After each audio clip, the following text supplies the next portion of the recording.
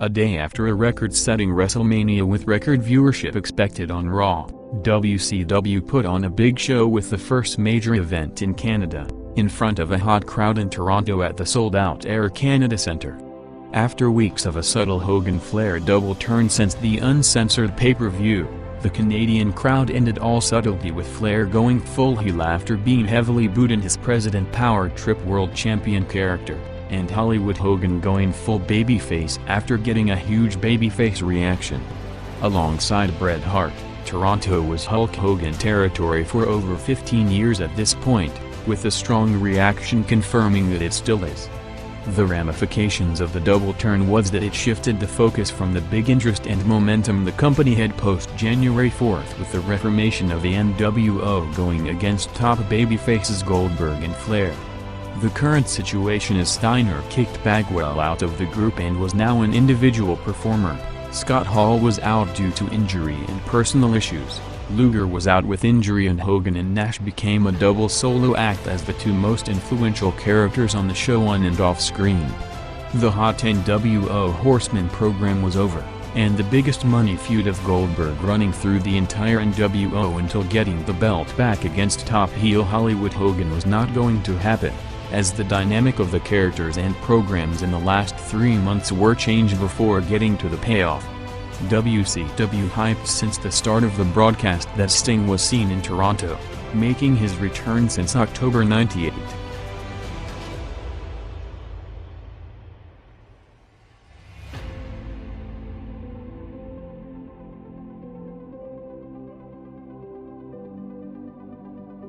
Raw opened huge with a 6.7 rating for the WrestleMania 15 follow-up, the highest-rated opening quarter in history. Steve Austin opened the show WWF champion since September '98, surprising the audience saying that he is relinquishing the belt, calling Vince to the ring to take it. Austin gave McMahon the belt but said that he is still champion, telling him that he has 2 hours to bring him his skull belt that he took at the Breakdown pay-per-view where he's coming after him. Ending the segment in a surprise with Vince hitting Austin with the belt. With the company coming off a milestone event after all the programs were built for months towards it, the challenge was to continue to build on the peaking momentum and interest. The company could have been on cruise control and ride the wave, but with the creative effort and motivation at all-time high, 30 minutes into the show, storylines were already taken to the next level to give viewers new points of interest in the feuds. The first one was the Ministry arriving and luring Vince out of his room by threatening Sable, abducting Stephanie in a show-long angle that would see another side of Vince, while at the same time a subtle new side of Shane who was planning to take control of the corporation, leading to Shamrock promising Vince to find her and searching all over the building throughout the show.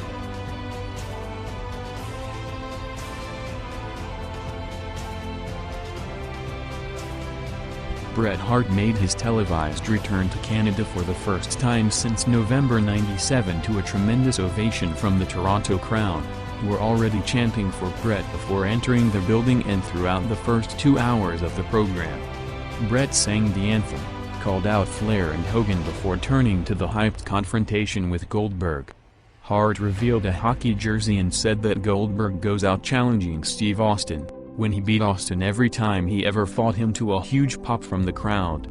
Goldberg, the top babyface, was put in a difficult position by having to confront Bret in that environment, with reportedly high-profile names in the locker room advising against putting Goldberg in this angle in this city. Coming out and spearing Hart.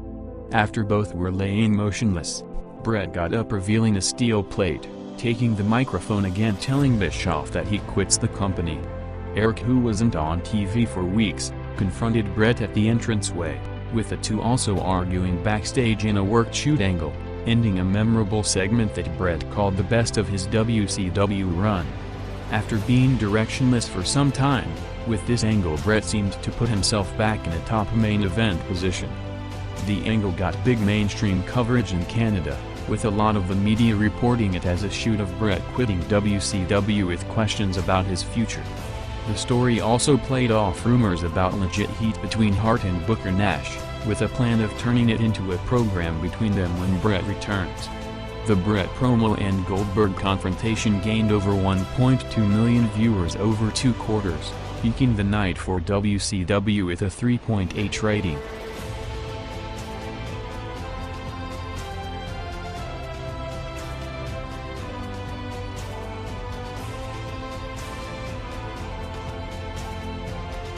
A day after being cheered as a heel at WrestleMania, Rock came out to the Continental Airlines Arena to the biggest pop of the night. With the crowd turning Rock babyface for some time, it was clear that a turn is only a matter of time now. The plan was to get another big Rock Austin pay-per-view scheduled for Backlash on April 25th, before the inevitable turn that will start the build to their WrestleMania rematch at next year's main event.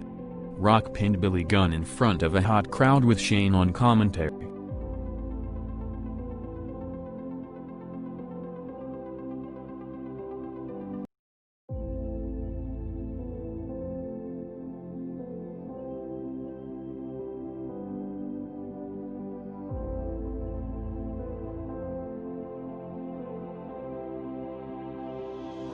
Mankind and Bossman were not on the show, Bossman a day after the hanging angle with Taker, and Mick Foley due to injury. Foley was scheduled to take time off due to knee injury but stayed to work the big WrestleMania pay-per-view. With him now appearing in advertising for the show, Foley is going to work Backlash before taking time off.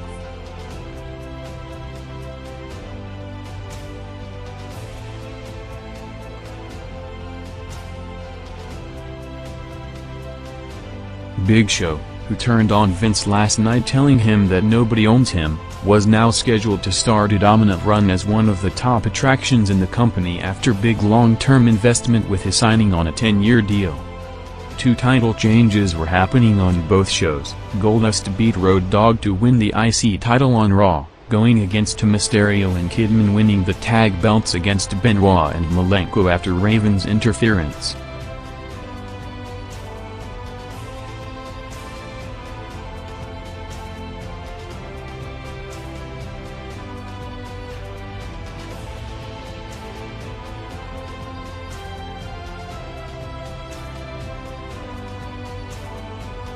Shamrock, after getting a bloodbath, attacking the Brute until Christian told him where Stephanie is, was running backstage covered in blood before eventually finding Stephanie in the basement of the building, going back to Vince's locker room.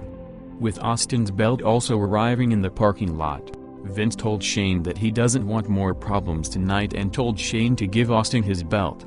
After Vince left home, Shane said that the night is not over, defying Vince and telling Shamrock to go get Rock, in the start of Shane's plan of taking over the group.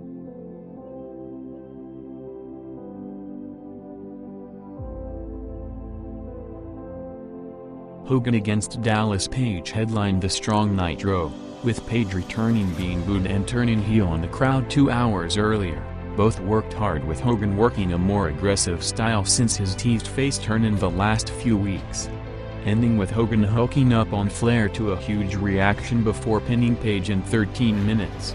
Part of the match saw Hogan and Page bringing down a classic Monday Night Raw entrance set along with the announcing position, with a new set and logo set to debut next week in Las Vegas as part of a rebranding campaign.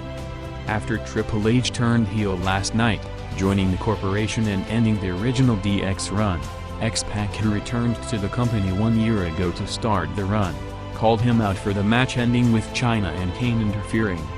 After a commercial break, Shane was in the ring introducing Rock, coming out with the Smoking Skull belt. Rock talked about the match last night, saying that he kicked out of the Stunner and the story between them is not over. Austin sprinted to the ring starting an intense brawl, with Rock taking the belt after the corporation and Big Show ran in. Raw, even going against a big NCAA Finals, drew its highest rating in history with a 6.5 rating.